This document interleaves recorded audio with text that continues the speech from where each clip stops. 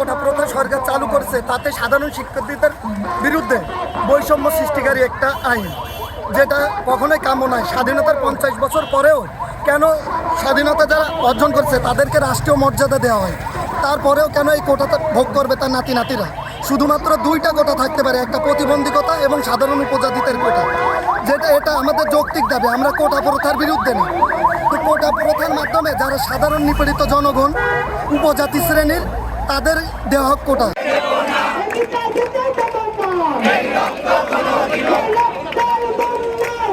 যাবে অন্যায়